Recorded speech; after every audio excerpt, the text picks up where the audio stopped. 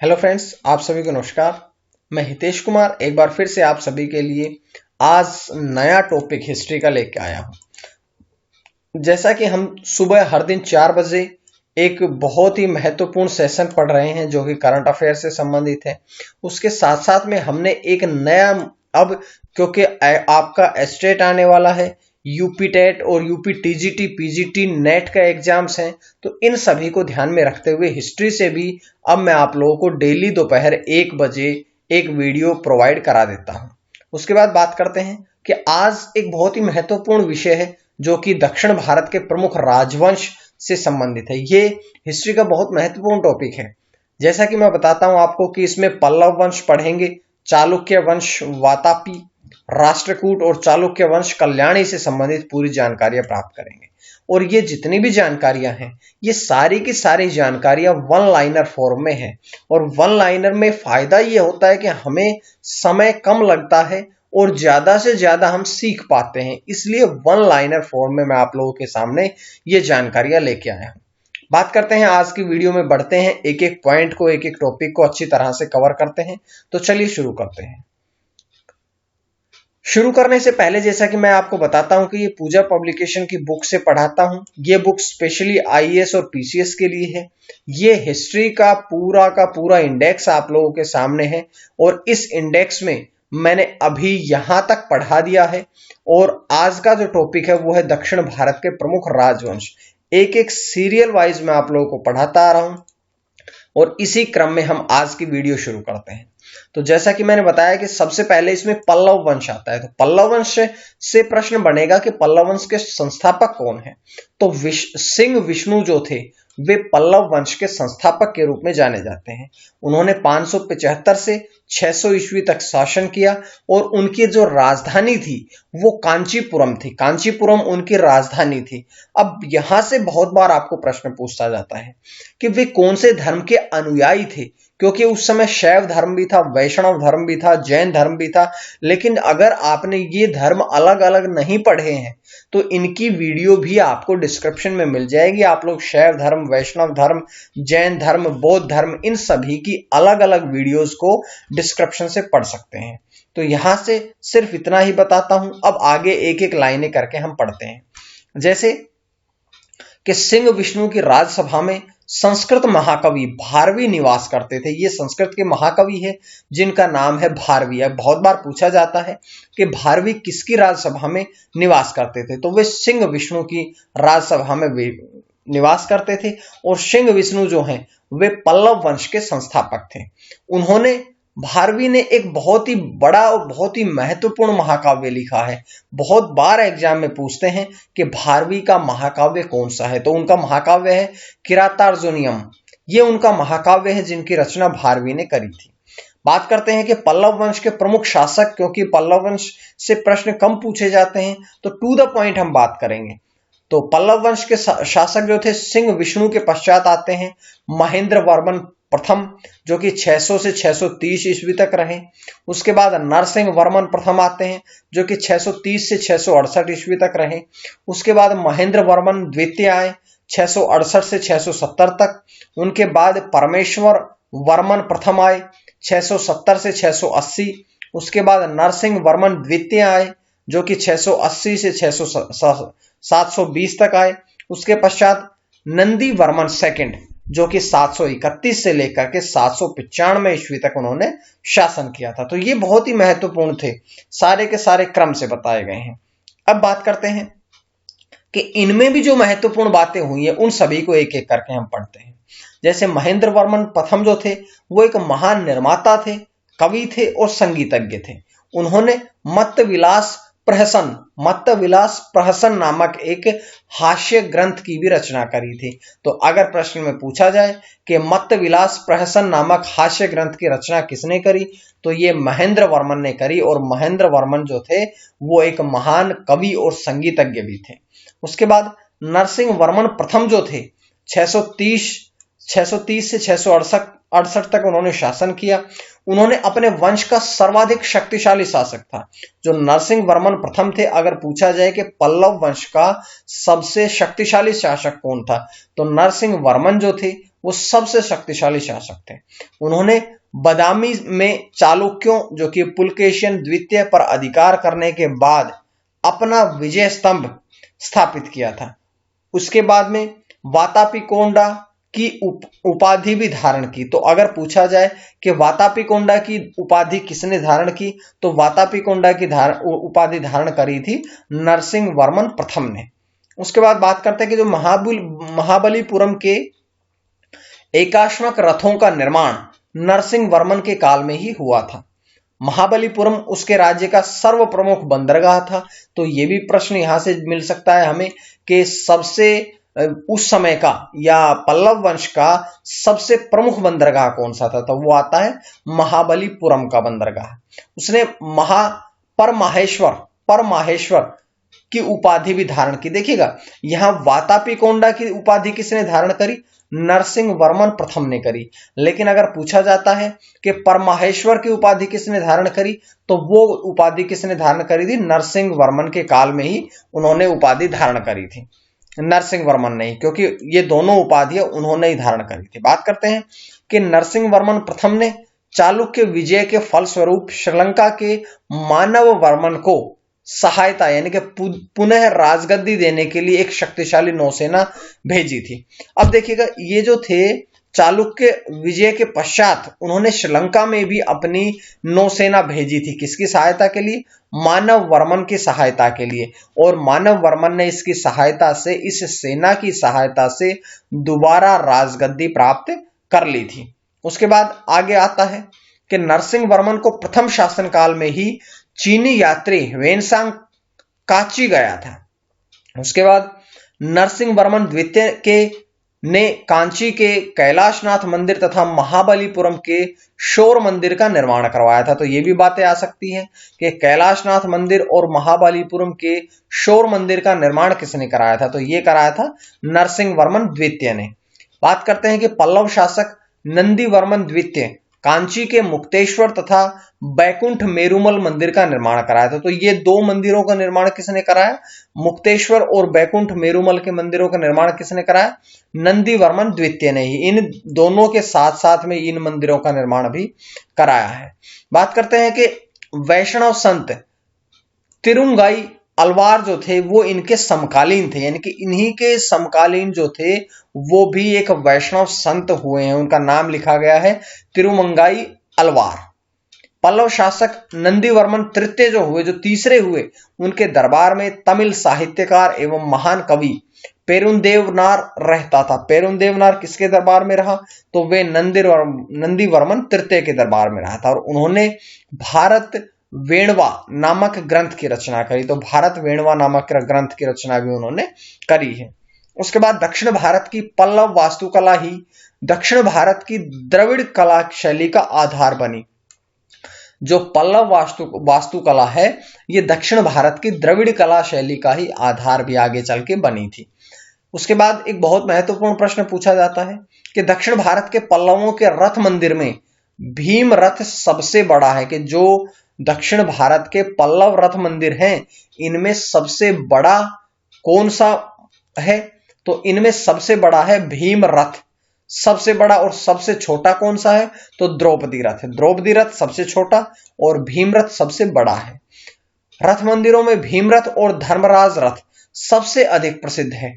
इसे द्रविड़ मंदिर शैली का अग्रदूत कहा जाता है।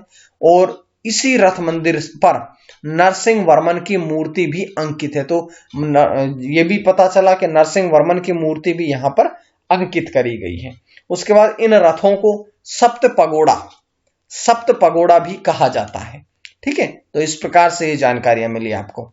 उसके बाद पल्लव के बाद आता है चालुक्य वंश। चालुक्य वंश वातापी, जिसके संस्थापक थे जय सिंह। और राजधानी कहां थी, इसकी राजधानी थी वातापी, या इसे बादामी भी कहा जाता है। ये कौन से धर्म के अनुयायी थे, तो ये शैव धर्म के अनुयायी थे। इससे पिछले वाले कौन से थे, वैष्णव धर्म के अनुयायी हुए हैं पल्लव, लेकिन जो चालुक्य हुए हैं वो शैव धर्म यानी कि जो शिव मत को मानने वाले हुए हैं। उसके बाद हम बढ़ते हैं एक एक करके आगे प्रश्न, जैसे कि 6वीं से 8वीं शताब्दी के मध्य की जो दक्षिणापथ पर चालुक्यों की जिस शाखा का शासन रहा उसे वादामी या वातापी भी कहा गया है। उसके बाद है कि इस वंश के प्रमुख शासक पुलकेशिन प्रथम या कीर्तिवर्मन, पुलकेशिन द्वितीय, विक्रमादित्य द्वितीय या चंद्रगुप्त द्वितीय, वेनकादित्य और विजयादित्य, ये सारे के सारे प्रमुख शासक थे इस वंश के। ये विक्रमादित्य नहीं है, वो चंद्रगुप्त विक्रमादित्य नहीं है, बल्कि ये इस वंश में आता है। उसके बाद बात करते हैं कि इस वंश के इतिहासकार को जानने का महत्वपूर्ण स्रोत है पुलकेशिन की ऐहोल अभिलेख, जो प्रशस्ति के रूप में संस्कृत भाषा में रवि कीर्ति द्वारा लिखा गया है। तो यह भी पता चला कि कौन सी भाषा में लिखा गया, संस्कृत भाषा में लिखा गया। किसके द्वारा लिखा गया? तो रवि कीर्ति के द्वारा लिखा गया है। उसके बाद बात करते हैं कि पुलकेशिन प्रथम ने अपने शासनकाल में बहुत से अश्वमेध यज्ञ भी कराए हैं। तो ऐसा कौन सा शासक था, ऐसा कौन सा चालुक्य शासक था जिसने अपने शासनकाल में अश्वमेध यज्ञ कराए हैं? तो वो था पुलकेशिन प्रथम। तो ये बहुत इंपॉर्टेंट बातें थी। उसके बाद बात करते हैं अगले प्रश्न पे कि पुलकेशिन द्वितीय जो थे वो चालुक्यों का महान शासक हुए हैं। ऐहोल अभिलेख से पता चलता है कि उन्होंने नर्मदा नदी के तट पर हर्षवर्धन की विशाल सेना को पराजित किया था और इस विजय के बाद पुलकेशिन द्वितीय ने परमेश्वर की उपाधि धारण करी थी। तो परमेश्वर की उपाधि किसने धारण करी? ये धारण करी है पुलकेशिन द्वितीय ने। किसके उपलक्ष्य में? तो क्योंकि हर्षवर्धन की विशाल सेना को पराजित किया है पुलकेशिन ने, तो इसी उपलक्ष्य में उन्होंने परमेश्वर की उपाधि धारण करी। इसके अलावा उन्होंने और भी उपाधियां धारण करी है, जैसे कि दक्षिणापथेश्वर, पृथ्वी वल्लभ, सत्याश्रय, श्री पृथ्वी वल्लभ महाराज। ये सारी की सारी जो उपाधियां लिखी हुई है, जो मैं अंडरलाइन कर रहा हूं, ये सारी की सारी उपाधियां पुलकेशिन द्वितीय ने धारण करी है। इस वंश का जो अंतिम शासक थे वो कीर्तिवर्मन द्वितीय हुए हैं और इसी के सामंत, जो कीर्तिवर्मन द्वितीय थे, इसी के सामंत दंती दुर्ग ने उन्हें पराजित कर दिया और इस पर चालुक्य वंश के ऊपर राष्ट्रकूट वंश की स्थापना करी। चालुक्य प्रशासन में महिलाओं को उच्च पदों पर नियुक्त किया गया था। तो ये जानकारी नई मिली है हमें कि चालुक्य प्रशासन में महिलाओं को उच्च पद पर नियुक्त किया जाता था। उसके बाद क्योंकि राष्ट्रकूट वंश की स्थापना हुई थी, तो राष्ट्रकूट वंश की स्थापना के बारे में पढ़ते हैं। अगर बात करें कि राष्ट्रकूट की संस्थापक कौन हुए हैं, तो राष्ट्रकूट के संस्थापक हुए हैं दंती दुर्ग। अभी बताया कि दंती दुर्ग ने स्थापना करी थी इसकी। उसके बाद बात करते हैं कि दंती दुर्ग की राजधानी क्या थी, तो उनकी राजधानी हुई है मान्यखेत। मान्यखेत जो थी वो दंती दुर्ग ने, राष्ट्रकूटों ने अपनी राजधानी रखी है। उसके बाद बात करते हैं कि राष्ट्रकूट के प्रमुख शासक कौन कौन से हुए। तो सबसे पहले कृष्ण प्रथम, दूसरे हैं ध्रुव, गोविंद तृतीय, अमोघ वर्ष, कृष्ण द्वितीय, इंद्र तृतीय और कृष्ण तृतीय। ये सारे के सारे उस समय के प्रमुख शासक हुए हैं जो कि राष्ट्रकूट से संबंध रखते हैं। तो एक एक करके इनके बारे में पढ़ते हैं। जैसे कि हम कहें, राष्ट्रकूट बादामी या वातापी के चालुक्यों के सामंत थे। ये बात तो मैं पहले ही बता चुका हूं कि ये सामंत थे, लेकिन बाद में मौका देख करके दंती दुर्ग ने अपने साम्राज्य की स्थापना कर दी, यानी कि राष्ट्रकूटों के साम्राज्य की स्थापना कर दी। ऐसा माना जाता है कि दंती दुर्ग ने उज्जैनी में हिरण्यगर्भ यानी कि महादान नामक महायज्ञ कराया था, जिसमें प्रतिहार नरेश द्वारपाल का कार्य किया था। दंतीवर्मन के बाद उनका चाचा जो कि कृष्ण प्रथम 726 ईस्वी में शासक बना था, जिसने बादामी के चालुक्यों के अस्तित्व को पूर्ण रूप से समाप्त कर दिया था। और विजेता होने के साथ साथ कृष्ण प्रथम जो थे वो एक निर्माता भी बने।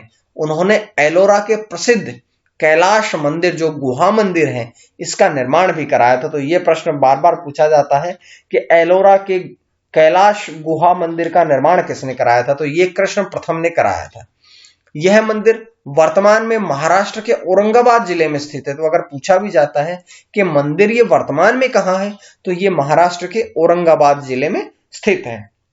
उसके बाद है कि राष्ट्रकूट शासक ध्रुव धारा वर्ष 780 में सिंहासन पर बैठे और ध्रुव दक्षिण भारत का पहला ऐसा शासक था जिसने उत्तर भारत में साम्राज्य विस्तार के लिए त्रिपक्षीय संघर्ष में हिस्सा लिया तथा प्रतिहार नरेश वत्सराज एवं पाल शासक धर्मपाल को भी उन्होंने पराजित कर दिया।